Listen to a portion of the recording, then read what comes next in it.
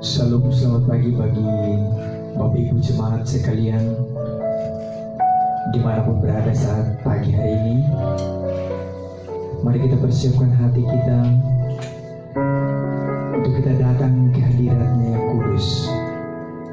Kita memberendahkan diri kita di bawah kaki salibnya. Dia Allah yang layak dipuji, Dia Allah yang layak ditinggikan. Mari angkat hatimu dan menyembah Tuhan di pagi hari ini. Kita mau bersyukur atas kasih Tuhan. Kita mau berterima kasih atas anugerah Tuhan yang sungguh melimpah di dalam setiap kehidupan kita semua. Terima kasih Tuhan, terima kasih Yesus. Pagi hari ini kamu ada di dalam hadirat-Mu. Kami mau tinggikan Engkau, karena Engkau Allah yang layak ditinggikan. Engkau Allah yang layak diagungkan, dan Engkau Allah yang menerima setiap pujian penyembahan anak-anak.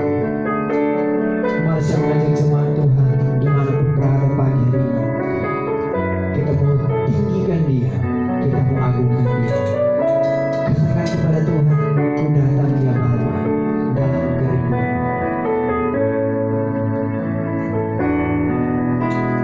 Ku datang ya Bapa dalam kerinduan, memandang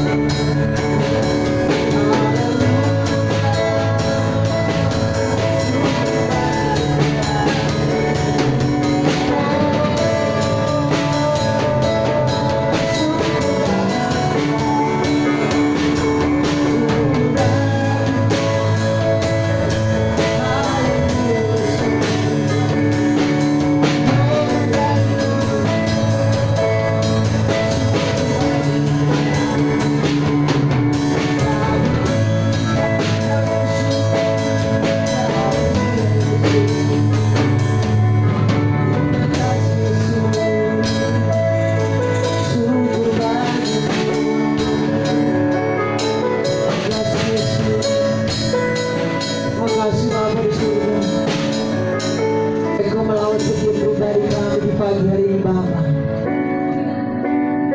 ketika kami ada di dalam kekudusan-Mu, kami mau tinggal bersekutu dengan Engkau. Kami mau meninggikan Engkau. Kami mengagungkan Engkau, Raja di atas segala raja. Terima kasih Bapa di surga, terima kasih Yesus. Mari kita tetap tinggal di dalam penyembahan kita di pagi hari ini. Kami hidup karena anugerah-Mu Bapa. Kami hidup karena kasih-Mu Bapa. Terima kasih Bapa di surga.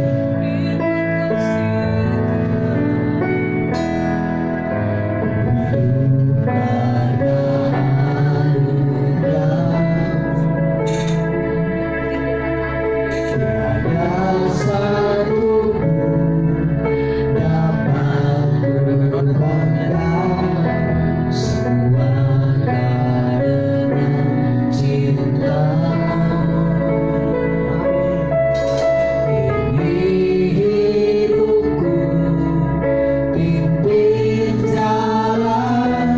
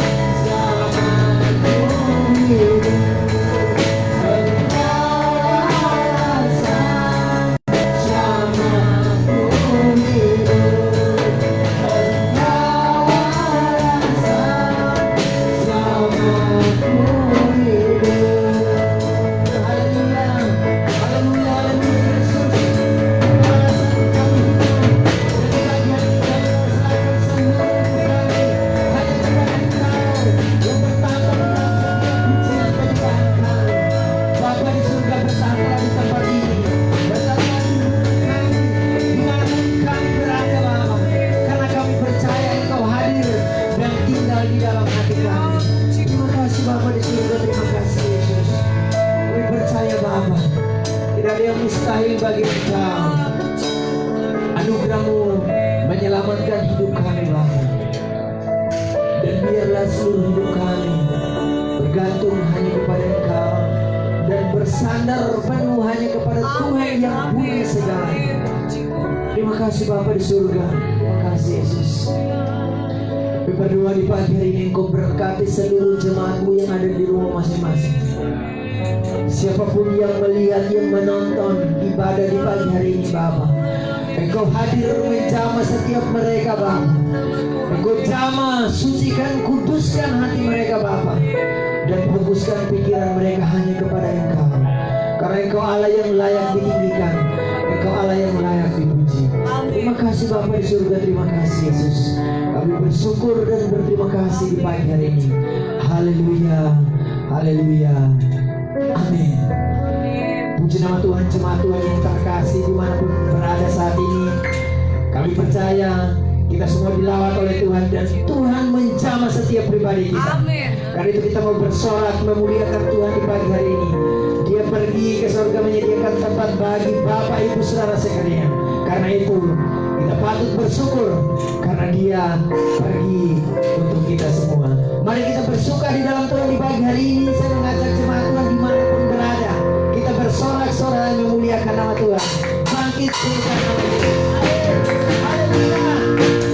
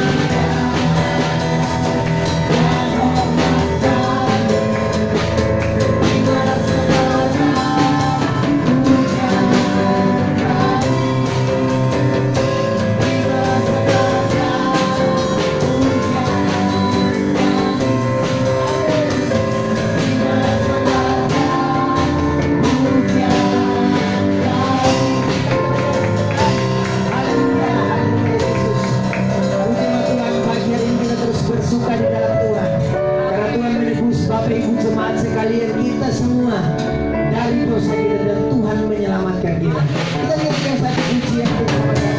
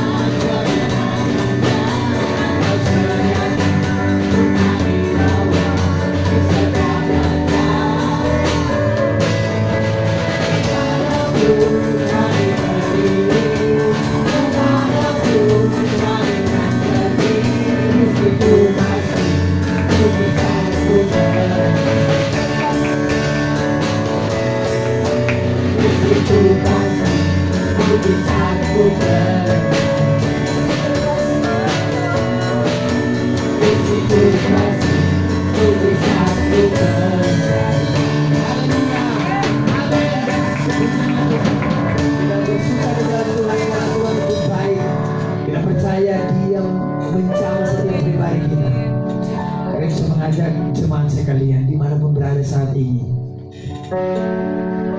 mari kita tinggal di dalam hadirat Tuhan. Kita membawa hati kita,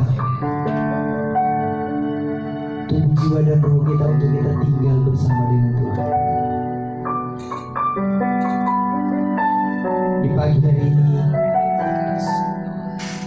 Dia naik ke surga, menyediakan tempat bagi Bapak Ibu jemaat sekalian, kita semua. Dan saya percaya kita diselamatkan oleh Bapa di surga. Terima kasih Yesus, terima kasih Bapa di surga. Kami mau menyembah Engkau di dalam roh dan kebenaran. Kami mau angkat hati kami, kami mau angkat tangan kami untuk menyembah Engkau, karena Engkau Allah yang layak disembah, Engkau Allah yang layak ditinggikan. Haleluya Yesus, haleluya Yesus. Oh, haleluya Yesus, haleluya.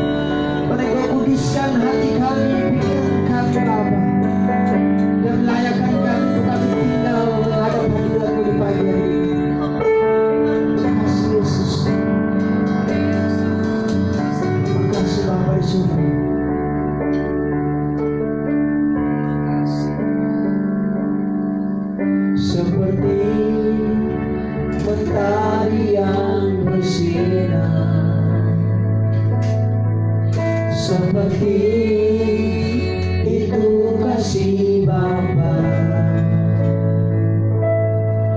seperti gelombang samudra, takkan pernah berhenti Kau mengasihiku.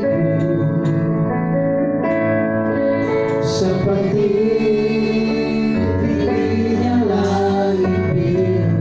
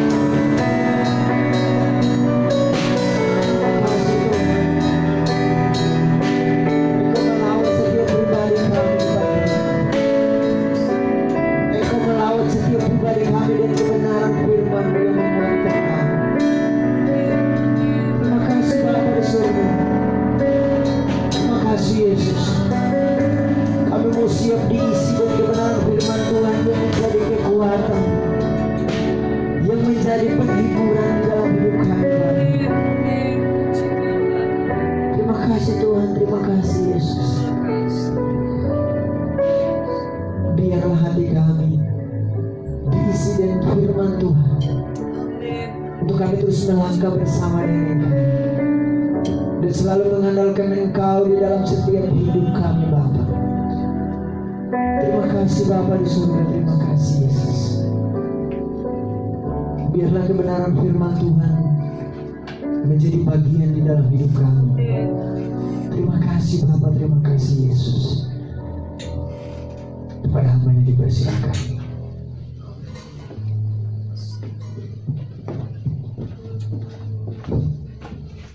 Kami kembali bersyukur Tuhan saat pagi hari ini Tuhan. Kami ada bersama-sama dalam romo ya Tuhan, meninggikan, memuji, memuliakan Engkau ya Tuhan. Kasih-Mu begitu ajaib bagi kami ya Tuhan, seperti mentari yang tidak pernah terbenam bersinar. Demikian kasih Tuhan bagi setiap kehidupan kami. Terima kasih ya Tuhan. Saat pagi hari ini Tuhan kami bersyukur dalam ibadah ini memperingati merayakan kenaikan-Mu ke surga.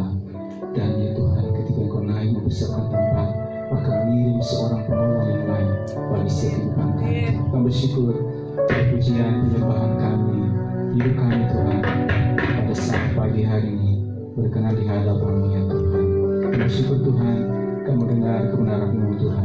Mari berbicara bersama kepada kami semua, pakai urapi hamba-Mu ya Tuhan. Boleh menjadi saluran berkat bagi seluruh umat-Mu, jemaat-Mu saat pagi hari ini, dimanapun mereka berada. Dalam nama Tuhan Yesus Kristus, firman Allah hidup, kami berdoa dan bersyukur kepada Tuhan. Haleluya. Amin. Puji Tuhan. Puji Tuhan. Kita kembali bersyukur kepada Tuhan, semangat yang dikasih oleh Tuhan, dimanapun kita berada saat pagi hari ini. Pada saat ini adalah kita ada dalam ibadah ini memperingati, merayakan akan kenaikan Yesus Kristus ke surga. Jadi setelah Yesus bangkit dari kematian, maka selama 40 hari dia masih ada ya, bersama-sama dengan para murid.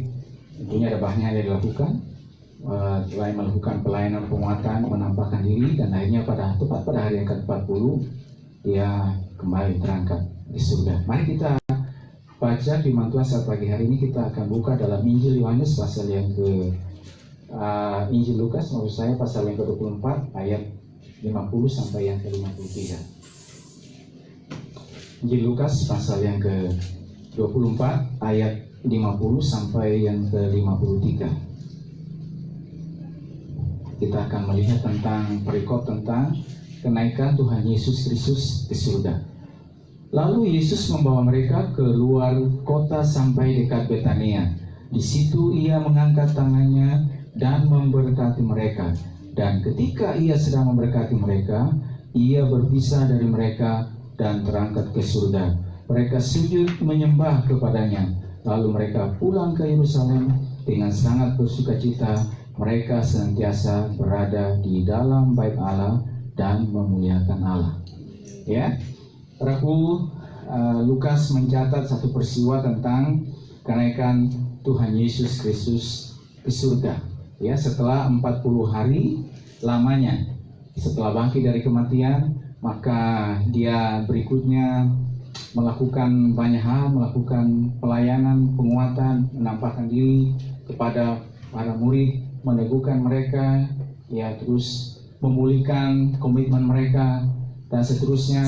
Baru sesuai itu tepat pada hari yang ke-40 dicatat oleh firman Tuhan, bahkan kita rayakan peringati pada saat ini, dia terangkat kembali ke surga. Ya, dia kembali dan ditulis oleh Injil Lukas. Dan juga kalau kita baca dalam Kisah Para Rasul, penulis yang sama, bagaimana tentang peristiwa kenaikan Tuhan Yesus Kristus ke surga. Saudaraku, yang menarik adalah kalau kita melihat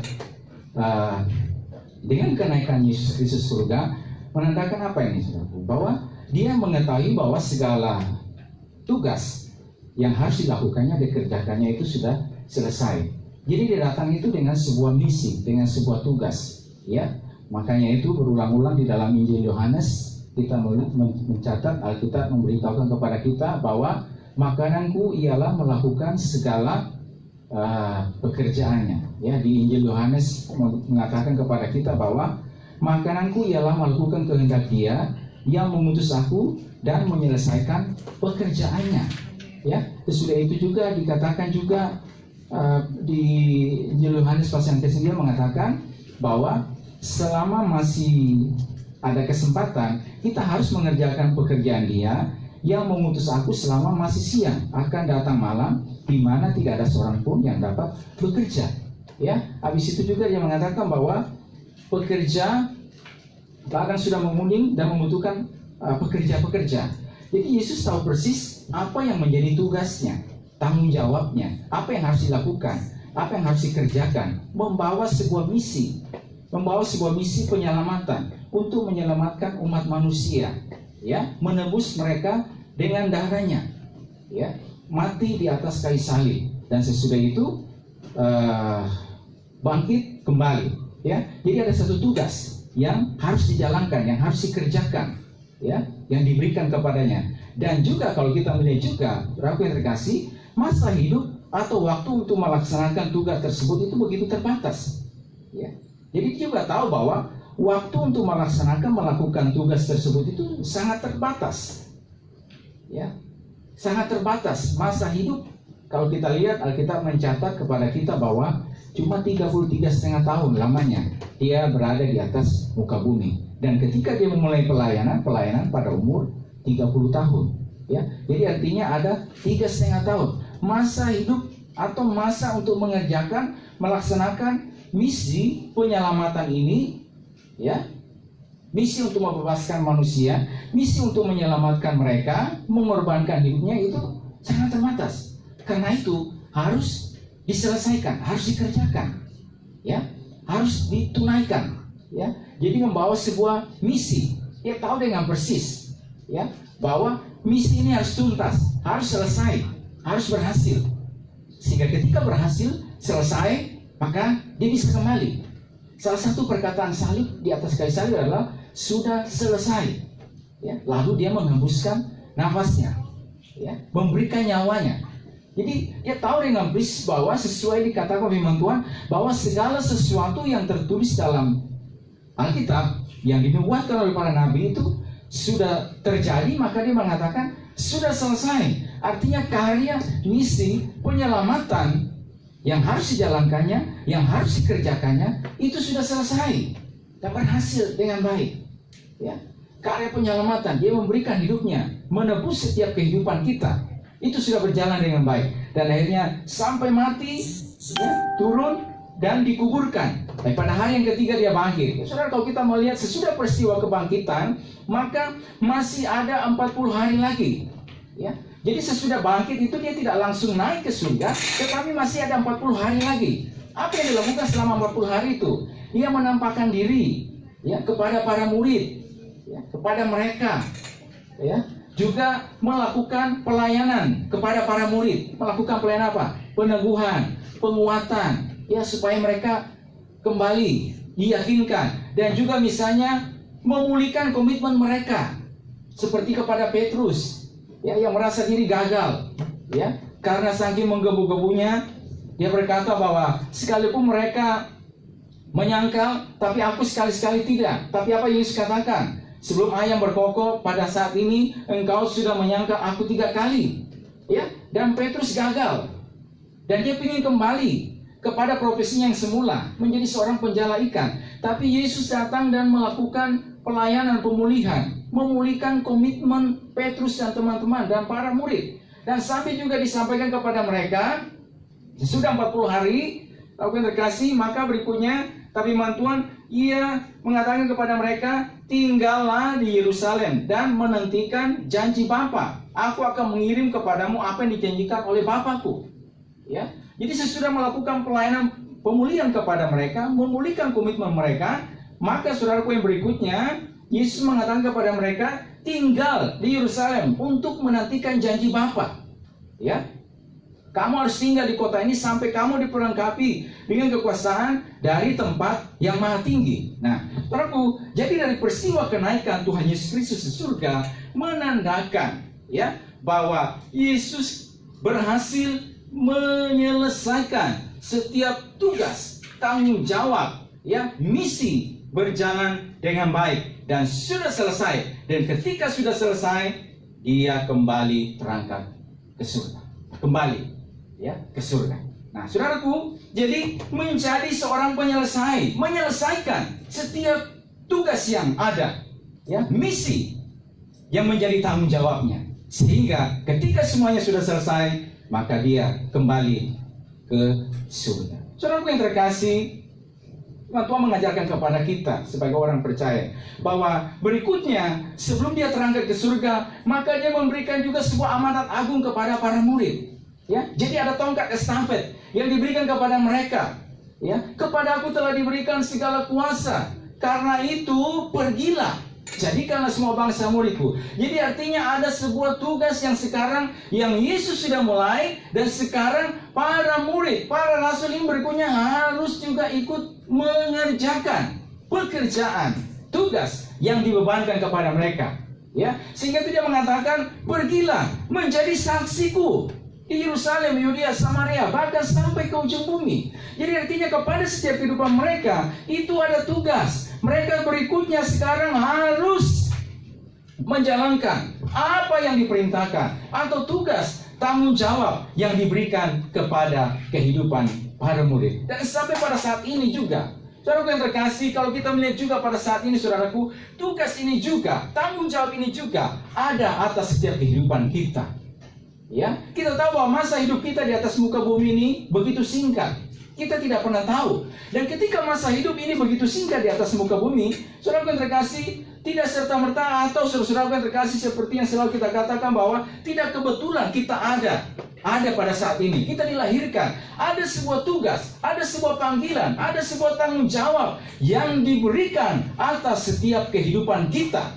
Dan ketika ada setiap tanggung jawab, ada setiap tugas yang diberikan, yang ditaruh di atas setiap pundak kita, ada misi yang harus kita jalankan, ada misi yang harus kita kerjakan, ada misi yang harus kita selesaikan.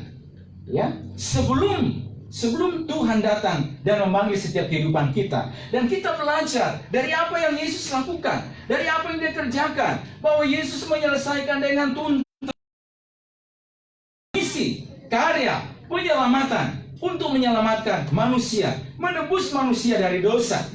Dan kita sebagai orang percaya, manakala Tuhan juga telah pilih kita, telah tebus kita, Tuhan telah panggil setiap kehidupan kita sampai pada titik ini, sampai pada saat ini, berarti kepada setiap kehidupan kita juga itu ada tugas dan tanggung jawab yang Tuhan beri kepada kita. Ya, atau artinya bahwa tidak kebetulan kita ada pada saat ini. Ada tugas yang Tuhan bebankan kepada setiap kehidupan kita. Ada pekerjaan-pekerjaan yang harus kita kerjakan. Ada pekerjaan-pekerjaan yang harus kita lakukan, yang harus kita selesaikan. Ya, yang harus kita laksanakan selama waktu yang Tuhan beri kepada kita. Bahwa waktu ini begitu singkat. Sebagaimana Paulus yang katakan. Mari kita akan melihat, kita akan baca lagi di 2 Timotius pasal yang keempat.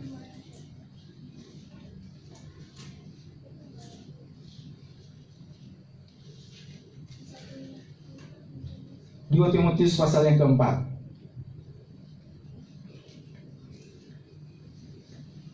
Ayat yang ke-6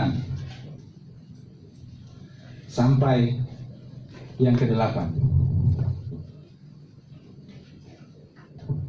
Mengenai diriku, darahku sudah mulai dicurahkan sebagai persembahan, dan saat kematianku sudah dekat. Aku telah mengakhiri pertandingan yang baik. Aku telah mencapai garis akhir, dan aku telah memelihara iman. Ayat 8. Sekarang telah tersedia bagiku mahkota kebenaran yang akan dikaruniakan kepadaku oleh Tuhan, Hakim yang adil pada harinya. Tetapi bukan hanya kepadaku, melainkan juga kepada semua orang yang merindukan kedatangannya. Satu nasihat yang diberikan kepada seorang hamba Tuhan muda yang bernama Timotius, yang diberikan tanggung jawab untuk melayani pekerjaan Tuhan yang ada di kota Efesus sebagai seorang hamba Tuhan muda. Paulus berulang-ulang menasihati dia, jangan seorang pun menganggap engkau rendah karena engkau muda. Jangan rendah diri. Ya, Tuhan berikan kepada kita bukan roh yang ketakutan.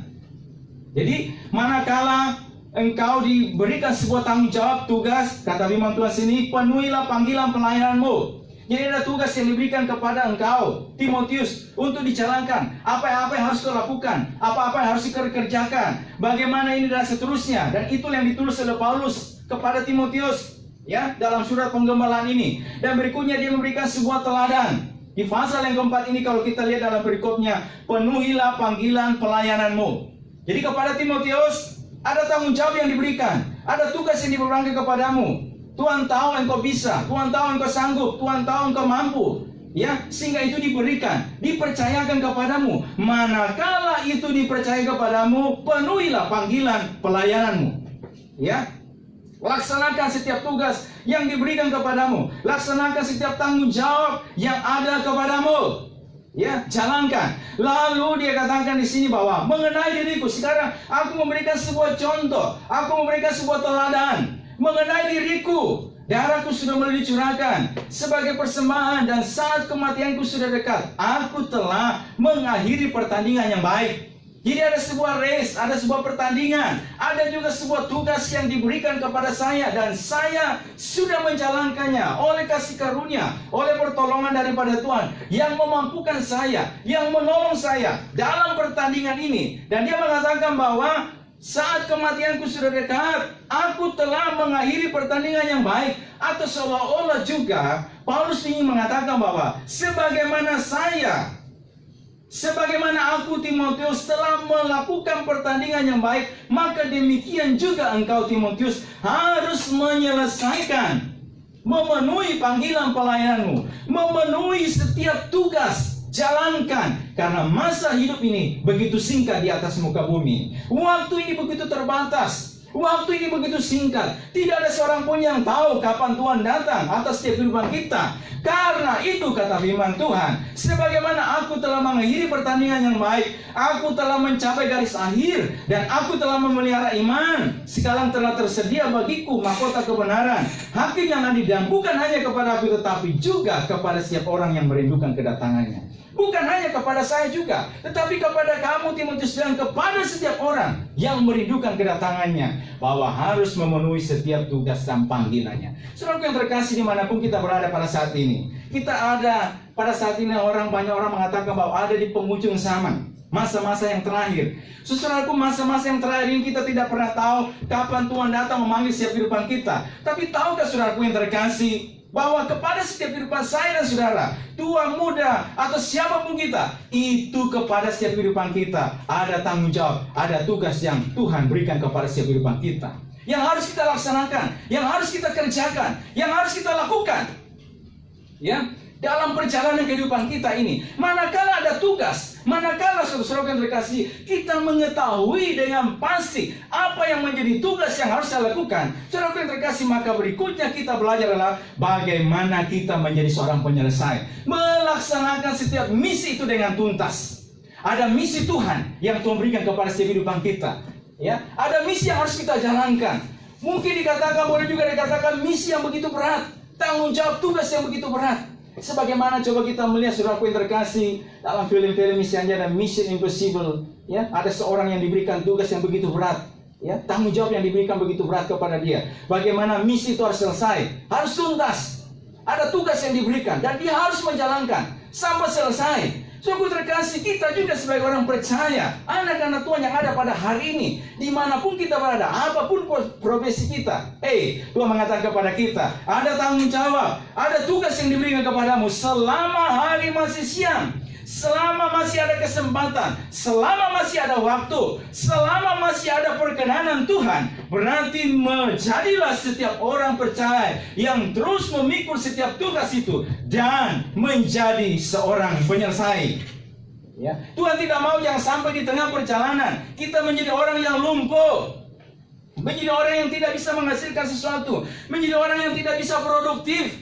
Ya, menjadi orang yang apa? Yang pasrah dengan keadaan, menjadi orang yang putus asa dengan keadaan, menjadi orang yang mengatakan bahwa sepertinya bahwa situasinya telah melumpuhkan saya dan saya tidak bisa berbuat apa-apa lagi. Saudara yang terkasih, Tuhan tidak mau demikian, tapi Tuhan mau pada setiap kehidupan kita bahwa kehadiran kita, kelahiran kita, keadaannya kita di atas muka bumi bukan karena kebetulan, tetapi karena ada maksud Tuhan, ada rencana Tuhan, ada tugas panggilan Tuhan bagi setiap kehidupan kita. Itulah sebabnya Tuhan memanggil kita dan Tuhan melengkapi setiap kehidupan kita.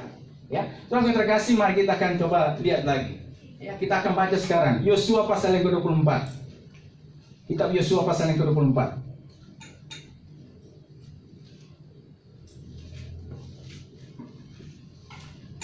Yosua pasal yang ke-24 ayat 29 sampai yang ke-31. Yosua 24 ayat 29 sampai 31.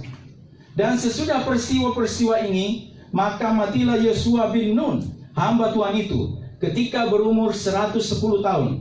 Lalu ia dikuburkan di daerah milik pusakanya, di Timnat Serah, yang di pegunungan Efraim, di sebelah utara Gunung Gaas. Orang Israel beribadah kepada Tuhan sepanjang zaman Yosua dan sepanjang zaman para tua-tua yang hidup lebih lama daripada Yosua, dan yang mengenal segala perbuatan yang dilakukan Tuhan bagi orang Israel.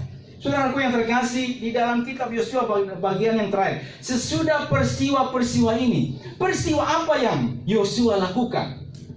Peristiwa apa yang dikerjakan oleh Yosua? Tanggung jawab apa yang diberikan kepada Yosua? Ya, yang dibebankan kepada dia.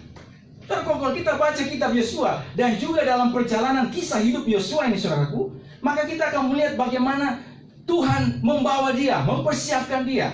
Dari masa mudanya, kata firman Tuhan, dia adalah seorang abdi Musa, ya, yang melayani Musa. Bahkan juga, saudaraku yang terkasih, ketika ada bangsa Amalek datang mau menyerang orang Israel, ya, mau mengalahkan mereka, menghalangi perjalanan mereka, maka Yosua diberikan tugas oleh Musa.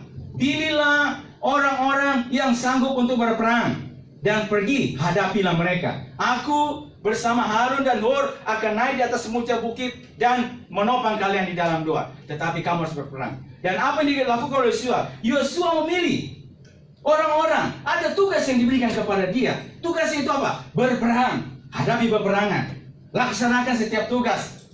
Tugas yang tidak mudah. Ya, ini bangsa ini, saudara yang terkasih, bukan bangsa Yosua ini bukan bangsa yang dilatih dalam medan pertempuran, tetapi mereka adalah bangsa yang diperbudak selama 400-an tahun di Mesir sana. Jadi tidak terlatih dalam soal-soal misalnya peperangan. Tapi sekarang harus berhadapan dengan peperangan yang nyata, angkat pedang dan senjata. Ini bukan perkara yang mudah. Ya, ini pun bukan perkara yang gampang untuk dilewati. Tetapi saudara yang terkasih, karena ini sebuah tugas, karena ini sebuah tanggung jawab yang diberikan kepada dia, maka Yosua pergi dan melaksanakan. Mungkin ada kekhawatiran, mungkin ada ketakutan sebagai seorang muda pada saat itu. Bisa tidak saya mengalahkan musuh? Ya, bisa tidak saya berperang dan mengalami kemenangan? Ya, tapi saudara yang terkasih, karena ini sebuah tanggung jawab, sekalipun suka, sekalipun taruhannya adalah nyawa, tapi karena ini adalah perintah dari Musa, sebagai seorang hamba Tuhan, siap melaksanakan kerja. Dan dia mampu dia laksanakan. Dan apa yang terjadi, saudara yang terkasih? Dia memperoleh kemenangan. Dia mengalami kemenangan. Dan berikutnya di dalam kitab Bilangan mencatat, saudara yang terkasih, ada beberapa kali peperangan yang dihadapi. Dan saya terlalu yakin percaya bahwa yang diberikan tugas, yang diberikan mandat, itu pasti Yosua, sekalipun Alkitab tidak mencatat. Ya, saudara yang terkasih, pasti Yosua yang diberikan tugas. Ternyata Tuhan mempersiapkan Yosua untuk berikutnya, setelah Musa hamba Tuhan itu selesai melaksanakan tugasnya, selesai bahwa dia dipakai oleh Tuhan untuk membawa orang Israel keluar dari Mesir, ya, selama 40 tahun perjalanan. Dan saudara yang terkasih, dia ditolak untuk masuk ke tanah Kanaan, bahwa tugasnya hanya sampai mau menjelang masuk tanah Kanaan, tidak diizinkan masuk tanah Kanaan, tapi dia diizinkan oleh Tuhan untuk melihat tanah perjanjian itu. Jadi tugas Musa sampai di sana, sampai di Gunung Nebo dia mati. Dan berikutnya siapa yang harus melaksanakan tugas ini? Itulah Yosua. Dan kitab Yosua mencatat kepada kita, Alkitab memberikan kepada kita bahwa sesudah Musa hamba Tuhan itu mati, maka Tuhan berikutnya, kata firman Tuhan, memilih Yosua, ya, mengangkat Yosua untuk menjadi seorang jenderal, untuk menjadi seorang jenderal yang akan memimpin orang Israel untuk menghalau musuh, untuk mengalahkan musuh yang ada di tanah Kanaan. Ya, karena tanah Kanaan itu telah dikhususkan oleh Tuhan untuk ditumpas, karena Tuhan telah mengambil keputusan. Nah, saudaraku terkasih, saudaraku, akhirnya peperangan demi peperangan dilakukan oleh Yosua, ya, memimpin orang Israel, memimpin segala pergerakan mereka, membawa setiap kehidupan. Ini bukan tugas yang gampang, tapi tugas yang berat. Tapi misi harus dijalankan, tugas harus dikerjakan, tugas harus dilaksanakan. Ini adalah pekerjaan Tuhan, ini adalah proyek Tuhan. Saya harus jalankan, saya harus lakukan. Mau berat, mau apapun, laksanakan, jalankan. Saudara terkasih, dari peperangan kepada peperangan, akhirnya oleh pertolongan Tuhan, Yosua memimpin mereka, dan oleh pertolongan Tuhan, mereka boleh mengalami kemenangan. Mereka boleh memperoleh kemenangan, dan mereka bisa mengalahkan banyak orang-orang, banyak raja yang ada di tanah tersebut. Dan saudaraku yang terkasih, kata firman Tuhan, dan sesudah peristiwa-peristiwa ini, maka matilah Yosua bin Nun. Artinya apa? Setelah semua tanggung jawab yang Tuhan berikan kepada Yosua, dan Yosua menangkap dengan jelas apa yang harus dijalankannya, apa yang harus dikerjakannya, bahwa dia harus memimpin orang Israel untuk menguasai, untuk mengalahkan orang-orang yang ada di tanah Kanaan, menaklukkan tanah tersebut. Saudaraku yang terkasih, maka kata firman Tuhan, sesudah peristiwa-peristiwa ini, maka matilah Yosua bin Nun, hamba Tuhan itu, ketika berumur 110 tahun. Jadi artinya apa, saudaraku? Tugas yang Tuhan berikan kepada Yosua, tanggung jawab, misi yang ada, yang diberikan kepada Yosua, yang harus dijalankan sebagai seorang hamba Tuhan, sebagai seorang jenderal yang memimpin orang Israel, telah dilaksanakan, telah dikerjakan, telah dilakukan dengan baik oleh Yosua, sampai akhirnya orang Israel boleh diam di tanah Kanaan dan menduduki tempat tersebut. Dan Alkitab mencatat kepada kita, sesudah peristiwa itu, maka matilah Yosua. Artinya apa? Dia sudah selesai melaksanakan tugasnya. Dia sudah melaksanakan setiap tugasnya dan bertanggung jawab atas setiap tugas yang diberikan kepadanya. Saudara terkasih, kita juga yang ada pada hari ini, sampai detik ini, kepada setiap kehidupan kita, siapapun kita, ada tanggung jawab yang ada, yang Tuhan berikan kepada kita. Itulah sebabnya kita masih ada pada hari ini. Ya, bukan Tuhan tidak ada kerjaan lalu tiba-tiba kita ada, tetapi berarti kehadiran kita, lahirnya kita, adanya kita dimanapun kita berada pada saat ini, berarti ada sebuah misi, ada sebuah tugas, ada tanggung jawab yang Tuhan taruh di atas setiap pundak kita, yang Tuhan taruh di atas setiap kehidupan kita. Dan manakala ada tugas yang Tuhan taruh di atas setiap kehidupan kita, dengar baik-baik. Dari firman Tuhan kita belajar, dari kenaikan Yesus kita belajar bahwa Yesus Kristus berhasil melaksanakan misi yang diberikan. Berarti mari kita juga menjadi seorang penyelesai yang menyelesaikan setiap tugas tanggung jawab kita. Jangan berhenti di tengah jalan. Jangan menjadi orang yang dilumpuhkan oleh keadaan. Jangan menjadi orang yang tidak bisa menghasilkan apa-apa lagi, yang tidak bisa produktif, ya, yang tidak bisa berkarya, ya, yang akhirnya apa juga? Putus asa, menyerah dengan keadaan. Ya, tetapi mari kita tahu bahwa, mari kita katakan kepada Tuhan, Tuhan ini saya Tuhan, tolong mampukan saya untuk saya bisa terus mengerjakan pekerjaan, tugas, tanggung jawab yang Tuhan beri kepada saya, dimanapun saya berada pada saat ini. Kehadiran saya, itu artinya saudara-saudaraku, kehadiran kita, dimanapun kita berada, saudaraku yang terkasih, ada tugas Tuhan bagi setiap kehidupan kita. Saudaraku, mari coba kita belajar. Mari kita lihat itu. Kalau kita lihat Yosua, saudaraku, ini tugas yang diberikan kepada dia. Tugas itu, kalau kita lihat, tugas ya untuk memimpin bangsanya. Boleh dikatakan ini dalam bidang pemerintahan dan politik. Ya, untuk memimpin orang Israel, mendirikan kerajaan orang Israel menjadi kerajaan yang kuat. Tapi saudaraku, di tengah keluarga juga, saudaraku, kita belajar juga. Mari kita lihat Yosua pasal 24 ayat yang ke-15 di bagian di bagian terakhir, tapi kita baca ayat 15 semua ini. Ya.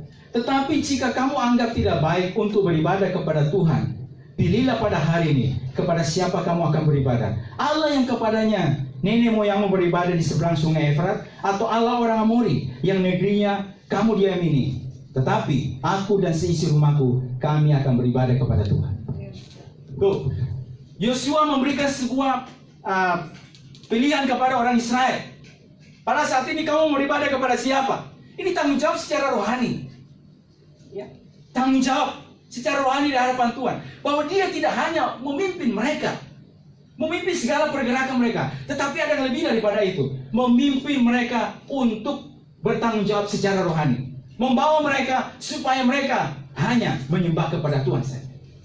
Jadi menghadirkan misi Tuhan di tengah-tengah. Itulah sebabnya kalau kita melihat dalam misalnya raja-raja ketika orang Israel dan juga hakim, saudaraku, tidak hanya ketika mereka menjadi seorang hakim lalu memerintah mereka, tetapi juga ada tanggung jawab secara rohani yang Tuhan berikan kepada para hakim juga dan para raja untuk menggembalakan umatnya, memimpin mereka Maka itu kata firman Tuhan, ketika Raja A, Raja B, dan Hakim ini, saudaraku, misalnya mereka melakukan firman Tuhan, maka dikatakan dia melakukan apa yang baik benar di mata Tuhan Allahnya. Dan itu juga berdampak kepada umat yang dipimpinnya, kepada umat yang digembalakan. Saudaraku, ketika Saul telah ditolak oleh Tuhan sebagai raja, maka firman Tuhan selanjutnya mengatakan bahwa aku telah memilih seorang yang berkenan di hatiku. Di kitab Yesaya mengatakan, aku akan mengangkat Daud menjadi gembala yang akan menggembalakan umatku. Karena gembala-gembala itu membiarkan domba-domba itu tercerai-berai. Tidak hanya memimpin mereka secara pemerintahan, ya, tetapi juga bagaimana memimpin mereka secara kerohanian. Dan ini yang dilakukan oleh Yosua. Secara kerohanian dia menantang mereka, orang-orang Israel. Sekarang kita telah berhasil dalam pertolongan Tuhan. Dan tugas yang diberikan kepada saya, membawa kalian menduduki tanah Kanaan. Sekarang pada saat ini, Tuhan telah memberikan keamanan. Yang baik yang harus kita lakukan apa? Pilihlah pada saat ini, kepada siapa kita harus beribadah. Atau artinya, ingatlah, kenallah, bahwa kamu bisa ada, kamu bisa menduduki tanah ini. Itu karena Tuhan yang membawa kalian, bukan karena kalian. Tadinya kalian adalah bangsa yang diperbudak selama 430 tahun di Mesir. Dan selama 40 tahun ada di penggembalaan padang gurun. Ini bangsa yang tidak punya tanah. Hidup nomaden, berpindah-pindah. Berapa kali mereka berpindah. Tapi Tuhan berjanji kepada mereka akan memberikan tanah, karena tanah perjanjian kepada mereka. Dan Tuhan bawa Yosua, Musa, Yosua untuk memimpin mereka. Berikutnya juga, mereka harus selalu ingat, kamu bisa menetap dan ada di tempat tersebut. Ini bukan kuat dan gagahmu, tetapi karena Tuhan yang berkati. Dan itu, sebab itu kata firman Tuhan, kamu harus terus beribadah kepada Tuhan. Jadi ada tanggung jawab secara rohani, dan ini adalah tanggung jawab yang paling besar. Bagaimana memimpin umatnya, bagaimana memimpin orang-orang yang diberikan kepada dia, yang dipercayakan untuk menggembalakan mereka, untuk membawa mereka ke air yang tenang, untuk memberikan kepada mereka rumput yang hijau, untuk memberikan kepada mereka supaya terus mereka mengenal Tuhan sebagai Allahnya. Ya, dan Yosua berkata, ketika pilihan itu diperhadapkan kepada orang Israel, maka berikutnya dia berkata, di dalam tanggung jawab juga dalam keluarganya, tetapi aku dan seisi rumahku, kami akan beribadah kepada Tuhan. Berarti juga, saudaraku, dia juga tahu, selain sebagai seorang pemimpin untuk menggembalakan orang Israel, memimpin mereka, memimpin secara politik, ada pimpinan secara rohani juga. Dan berikutnya juga, di tengah-tengah keluarga juga tidak boleh dilupakan, tidak boleh dilalaikan, tidak boleh diabaikan. Yaitu apa? Aku dan seisi rumahku, kami akan beribadah kepada Tuhan. Jangan sampai orang lihat hebat-hebat di luar, tapi dalam keluarganya sendiri tidak bisa dibawa dengan baik. Jangan sampai mungkin juga orang lihat kita hebat-hebat di luar, tapi dalam keluarga kita sendiri tidak bisa beribadah. Itulah sebabnya Tuhan marah kepada Eli. Kenapa? Anaknya Hofni dan Fineas tidur dengan pelacur, ya, memandang rendah korban untuk Tuhan, tetapi ia tidak memarahi mereka. Lalu Tuhan marah kepada Eli. Kenapa kamu biarkan demikian? Kenapa Eli lebih menghargai anakmu dan tidak memarahi? Jadi Eli seorang imam yang gagal. Ya, saudaraku terkasih, Yosua mengatakan bahwa aku dan seisi rumahku. Berarti dia adalah seorang jenderal yang hebat, jenderal yang kuat, yang dipilih oleh Tuhan. Bahkan oleh Tuhan melakukan banyak mujizat. Matahari bisa berhenti, bulan bisa berhenti. Dan saudara, kalau menurut catatan juga dari pengetahuan Tuhan, pernah diteliti bahwa memang betul-betul pernah terjadi yang demikian. Itu oleh siapa nih? Oleh Tuhan, melalui Yosua. Tuhan memakai Yosua. Dia boleh hebat di sana, memimpin orang Israel, segala pergerakan mereka, untuk berikutnya membagi-bagi tempat tersebut, menjadi seorang yang kuat di sana. Tapi dia berkata bahwa aku dan seisi rumahku. Berarti juga dia mengatakan bahwa tidak hanya di luar saja dia hebat memimpin orang Israel menjadi seorang yang kuat, tetapi hadirnya di tengah-tengah keluarga juga, aku dan seisi rumahku juga akan beribadah kepada Tuhan, membawa tanggung jawab secara rohani. Saudaraku yang terkasih, ini bagi kita semua ini pada saat ini. Berarti saudaraku, dari sini kita belajar. Yang utama juga apa? Apa tugas kita? Ya saudaraku, kita kan dilahirkan di tengah-tengah keluarga. Tanggung jawab kita di tengah keluarga itu apa? Nah, apa menjadi tanggung jawab kita di tengah keluarga? Saya sebagai seorang anak, saya sebagai orang tua, saya orang tua. Apa yang saya mesti lakukan? Sebagai seorang anak, apa yang saya mesti kerja? Yang mungkin kita berkata, saya diperlakukan dengan buruk, saya tidak ini. Saudara yang terkasih, saudara masih hidup pada hari ini berarti karena Tuhan mengasihi kita. Seburuk-buruknya mungkin perlakuan yang kita terima, tetapi Tuhan tetap baik bagi setiap kehidupan kita. Kalau mungkin kita mengalami perlakuan yang demikian, saudaraku yang terkasih, sekarang apa tanggung jawab kita di tengah-tengah keluarga? Apa yang harus dilakukan? Sudah biarkan saja ini dan seterusnya. Mungkin saudara boleh hebat di luar, tapi keluarga kita kalau berantakan bagaimana? Hadirnya kita sebagai seorang anak bagaimana? Tanggung jawab kita. Kalau kita melihat, mendapati, misalnya mendengar ada keluarga ini dan seterusnya, lagi dalam perang dengan apa? Saudara, hadirnya kita di dalam keluarga itu adalah menjadi juru damai. Berbahagia orang yang membawa damai, karena mereka akan disebut anak-anak Allah. Bukan semakin menggosok sana, gosok sini, dan seterusnya. Tapi justru hadirnya kita tuh hadirkan perkara rohani. Hadirkan damai Tuhan, hadirkan ketenangan, hadirkan sejahtera Tuhan di sana. Bahkan kita boleh berdoa dan memberkati keluarga kita, orang tua kita, sanak saudara kita. Ya, supaya mereka, kita kata firman Tuhan sebagaimana ditulis oleh Yeskiel, aku mencari seorang yang hendak mendirikan tembok supaya kota itu jangan kuhancurkan. Berarti Tuhan juga mencari seorang di tengah-tengah keluarga yang hendak mempertahankan keluarganya di hadapan Tuhan. Sebagaimana Abraham, waktu Tuhan memusnahkan Sodom, Tuhan tidak menyembunyikan hal tersebut dari Abraham. Dia tidak menyembunyikan. Lalu Abraham mulai bersyafaat, Tuhan, kalau ada 50 orang, masa akan kau menghukum? Tidak. Kalau 40, 30, sampai 10, tidak, aku tidak akan hukum. Karena Tuhan melihat, Abraham melihat di sana ada kemenakannya. Ya. Tapi saudaraku yang terkasih, akhirnya Tuhan menyelamatkan Sodom dan Gomora dia oleh doa Abraham. Diselamatkan. Saudara, hadirnya kita juga di tengah keluarga ini, kita belajar kepada Yesusnya. Hebatnya dia di luar. Saudara, di tengah keluarga dia mengatakan, aku dan si istri rumahku akan beribadah kepada Tuhan. Ini tanggung jawab secara rohani. Dan kalau tanggung jawab secara rohani, terkadang saudaraku yang terkasih, memang kita harus, kata firman Tuhan, harus memakai tongkat juga misalnya untuk memberikan didikan ajaran yang benar. Jangan seperti Imam Eli, yang manakala melihat anaknya berdosa, memandang rendah korban untuk Tuhan.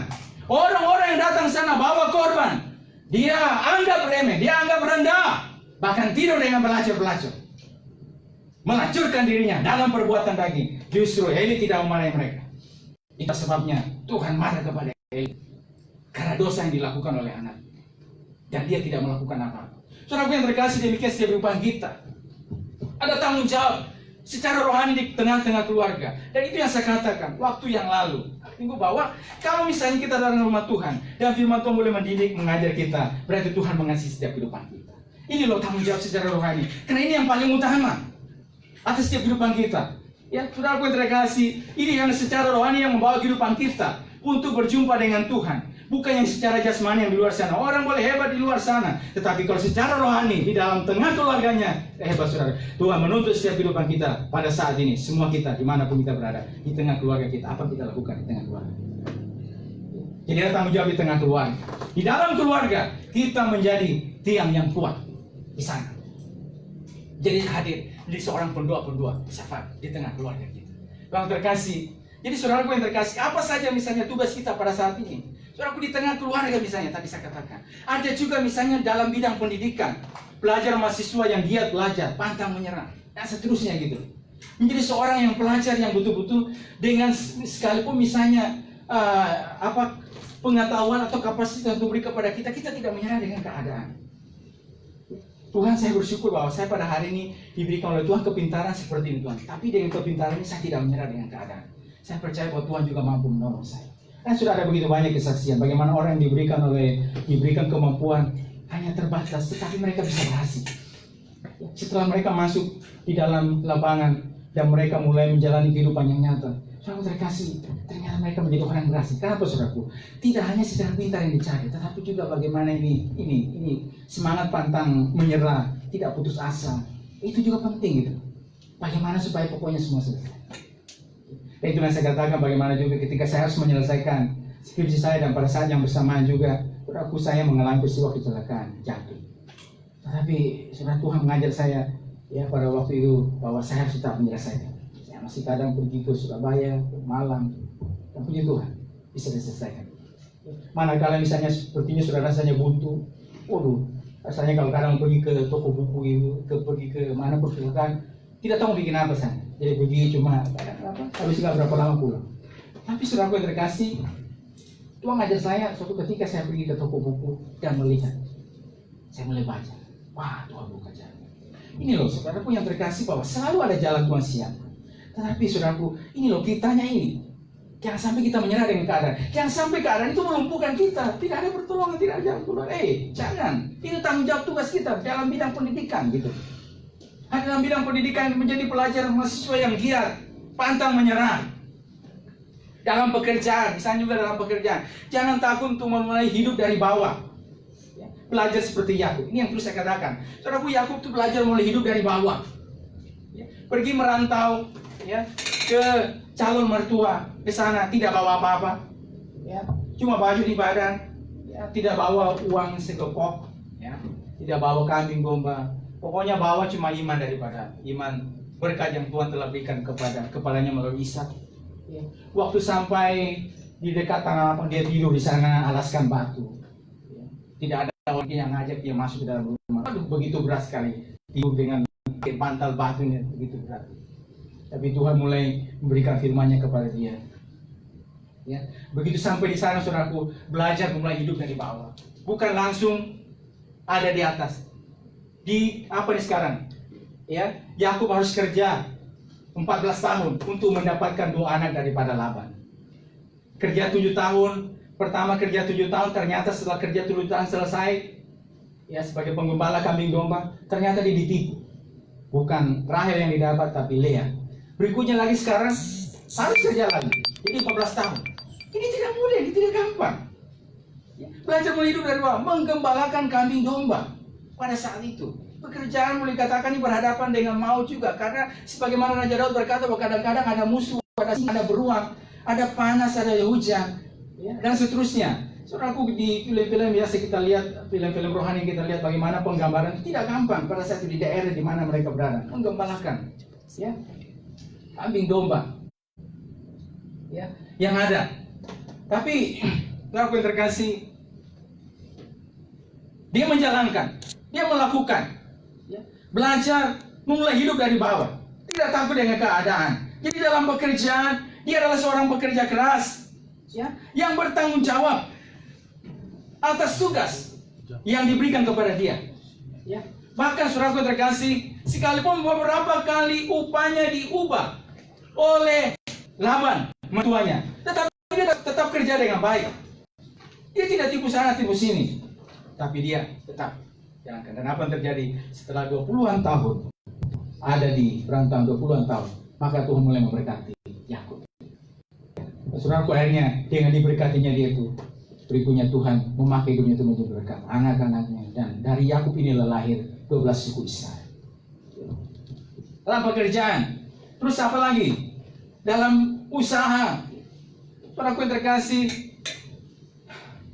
Tuhan juga mengajar atau mau juga misalnya Tuhan memberikan sebuah keyakinan begitu kuat untuk kita mau mendirikan Batra yang besar, mendirikan ladang usaha, kenapa tidak? Ya, untuk menjadi Batra keselamatan bagi banyak orang.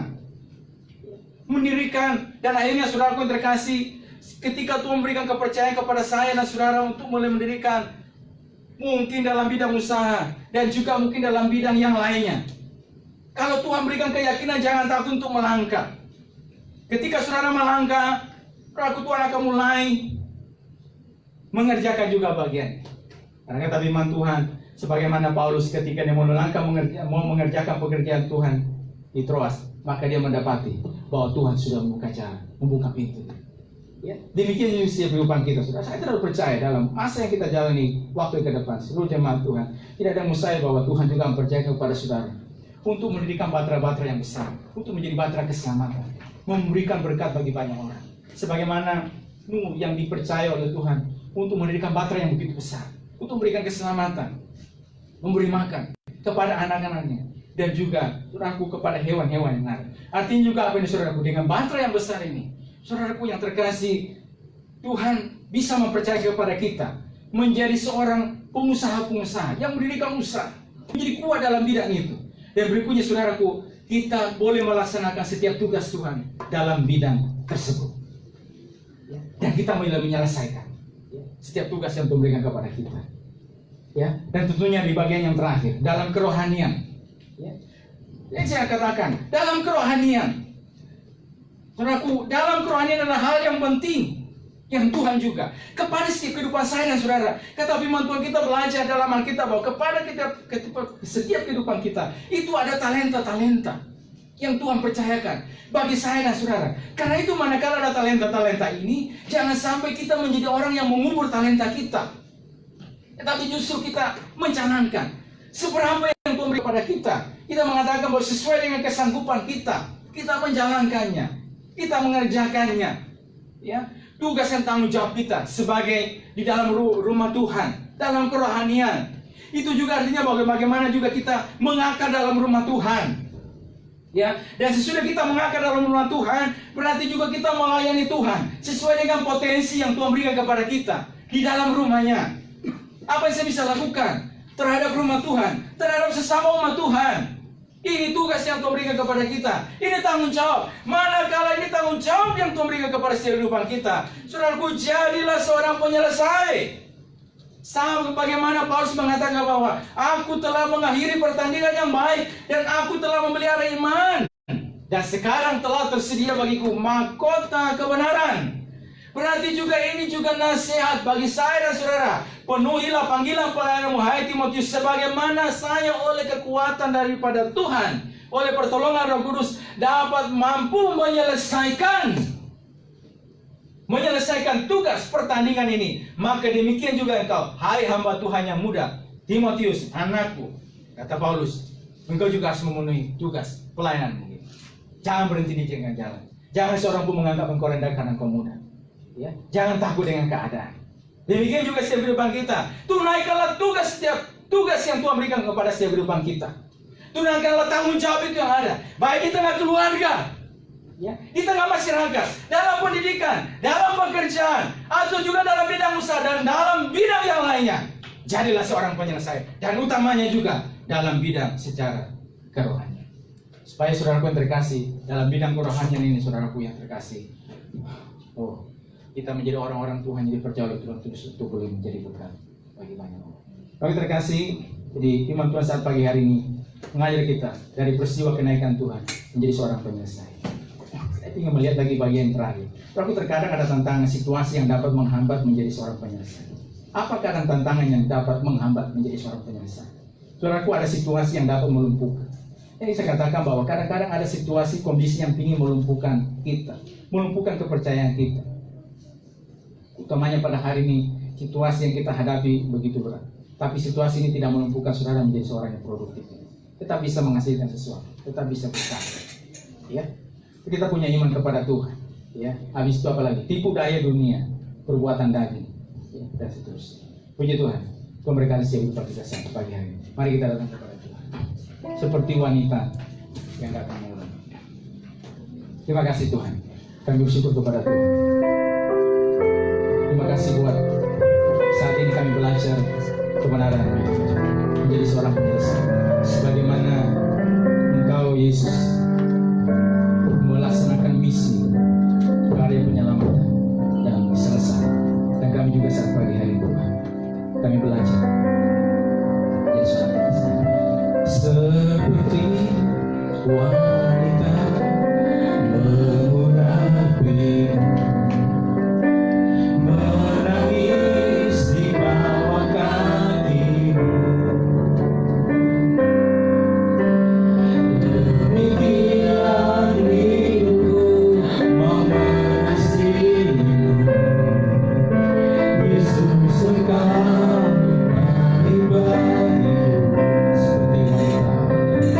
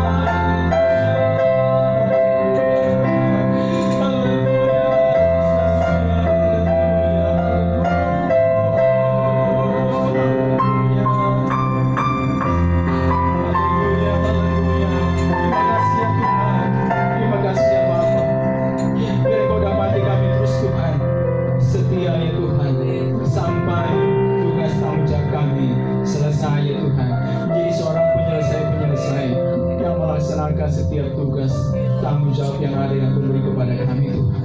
Bapa, kami tahu kehadiran kami, hadirnya kami ada pada saat ini dimanapun kami berada, bukan karena kebetulan, tapi ada maksud Tuhan, ada rencana Tuhan.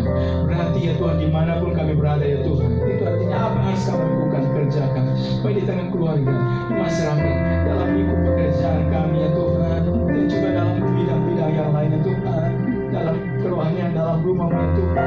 Tuhan, kami tahu Tuhan, ada maksud Tuhan, ada rencana Tuhan bagi kehidupan kami, ada tugas-tugas yang harus kami lakukan, yang harus kami kerjakan, yang harus kami jalankan ya Tuhan, sebagai orang-orang percaya ya Tuhan, sebagai anak-anak, sebagai umat-Mu, sebagai hamba-hamba-Mu ya Tuhan, yang harus kami jalankan ya Tuhan.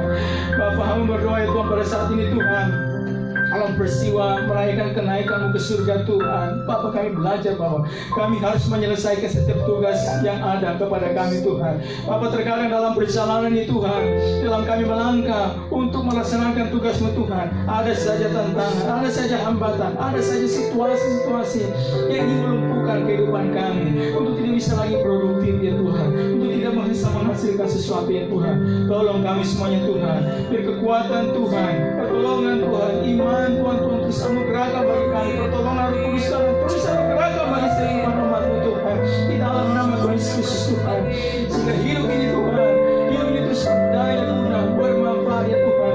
Maka hidup kami akan menjadi kesaksian, menjadi berkat, menjadi terang buat tadinya ya Tuhan, ya tadinya Tuhan dalam perjalanan kehidupan kami sampai pada titik ini Tuhan, Tuhan telah melakukan banyak hal Tuhan, mengubahkan, mentransformasi setiap kehidupan kami ya Tuhan, menjadi ciptaan yang baru ya Tuhan.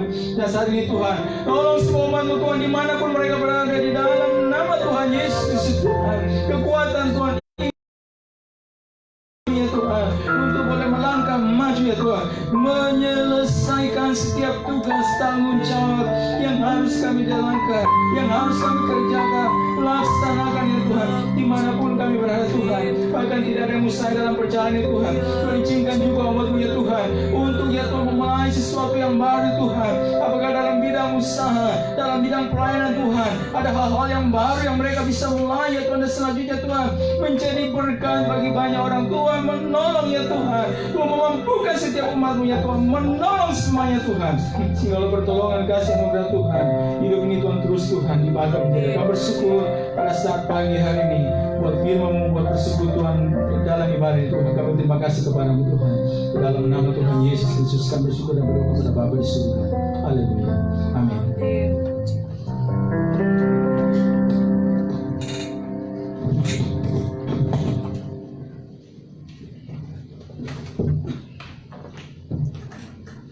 Tiba saatnya kita akan mengakhiri ibadah kita di pagi hari ini.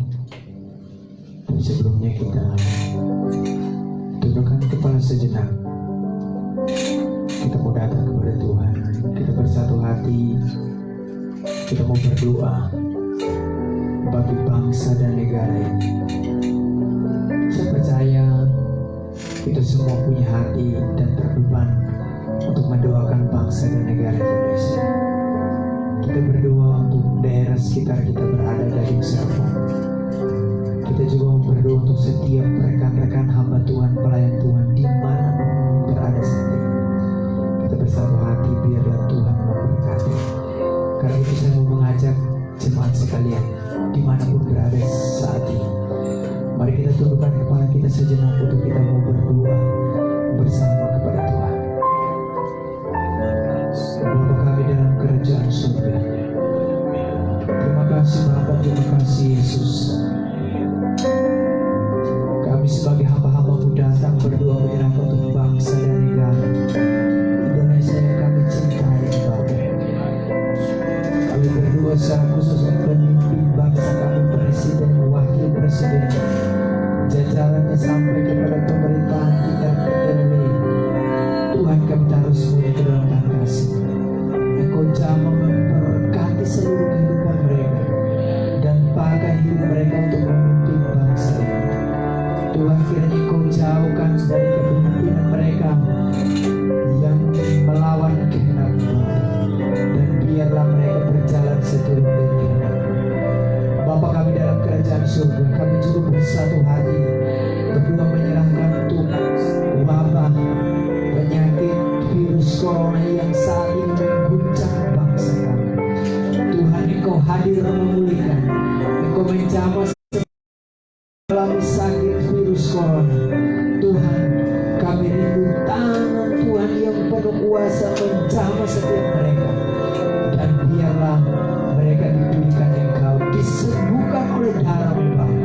Terima kasih Bapa, terima kasih Yesus. Kami juga berdua menyerahkan untuk ekonomi bangsa kami. Tuhan, kiranya Engkau cukupkan, Engkau sediakan, dan kami percaya Engkau sumber segala berkah akan memberkati bangsa ini. Bapa kami dalam kerajaan surga, kami juga datang bersatu hati berdua menyerahkan untuk daerah kami tinggal dari Serpong Bapa. Kami taruh ke dalam tangan kasih-Mu, kami rindu daerah ini dipenuhi dengan kemuliaan-Mu Bapa. Kami rindu daerah ini dijauhkan dari hal-hal yang tidak dikehendaki oleh Allah, yang mau menghancurkan daerah ini Bapa. Kami taruh ke dalam tangan kasih-Mu. Bapa kami dalam kerajaan surga, kami juga datang berdua menyerahkan untuk hamba-hamba Tuhan yang melayani di daerah-daerah, di kota-kota, dimanapun mereka melayani.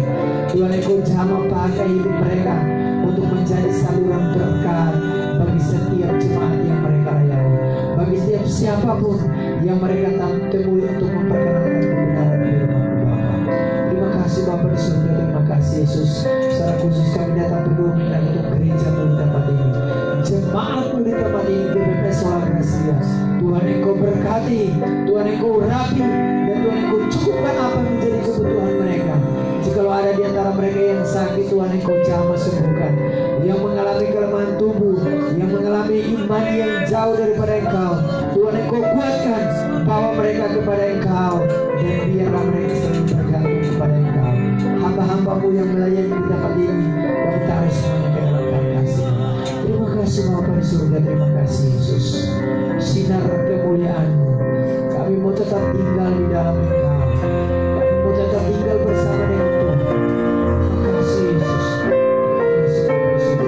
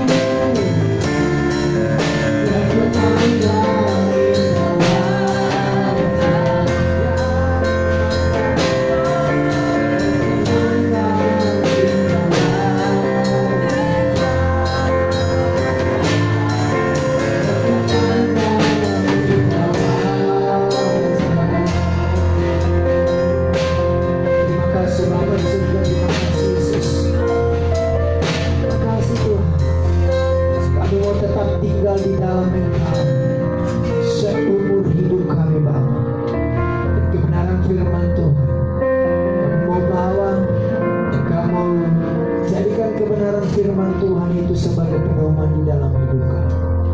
Terima kasih Bapa di surga, terima kasih Yesus. Terima kasih Tuhan. Mari saya mengajak jemaat Tuhan, kita siapkan hati kita untuk kita menerima berkat Tuhan. Dan kita mengakhiri ibadah kita di pagi hari ini. Kiranya Engkau memberkati aku.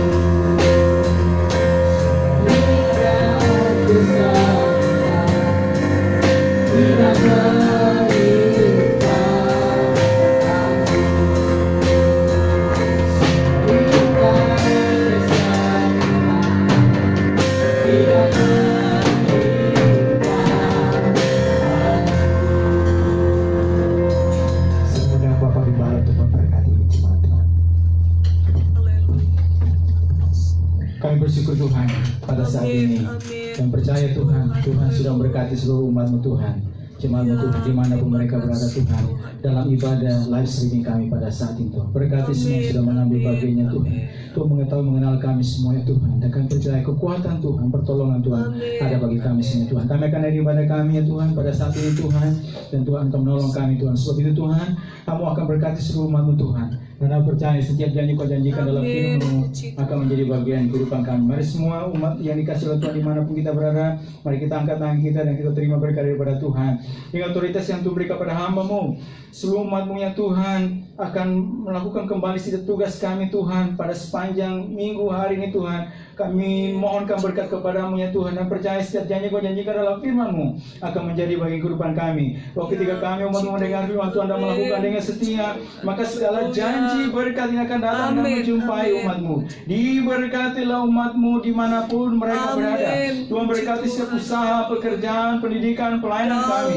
Tangan Tuhan menyertai umat-Mu pada waktu keluar, pada waktu masuk. Tuhan berkati keluarga kami, anak-anak kami akan menjadi orang-orang gagah perkasa di atas muka bumi ini. Tuhan Tuhan berikan kemenangan kepada umat-Mu dalam setiap rumah hidup yang mereka hadapi. Tuhan berkati tempat tinggal kami, bahkan berkati dengan tempat tinggal menetap. Tuhan beri kebaikan dalam setiap apapun yang dihasilkan oleh tangan umat-Mu. Tuhan buat kami menjadi berkat bagi orang lain. Bahkan Tuhan akan memberikan kepercayaan-kepercayaan lebih. Oleh karena kami adalah pelaku-pelaku firman Tuhan. Biar kiranya berkat damai sejahtera dari Allah Bapa, cinta kasih Tuhan Yesus Kristus dan persekutuan dengan Roh Kudus senantiasa tinggal, nolong, menyertai, menguatkan, menghibur kita semua sampai Maranatha. Tuhan Yesus Kristus datang pada kali kedua, membawa kita masuk ke dalam kerajaan surga. Di dalam nama Tuhan Yesus Kristus, kami tamatkan ibadah kami pada saat ini. Semua kita percaya dan diberkati oleh Tuhan. Sama-sama kita berkata, amin. Ya Tuhan, untuk berkati kita semuanya. Mari kita bersatu dulu sejenak, kita bersyukur. Terima kasih kepada Tuhan.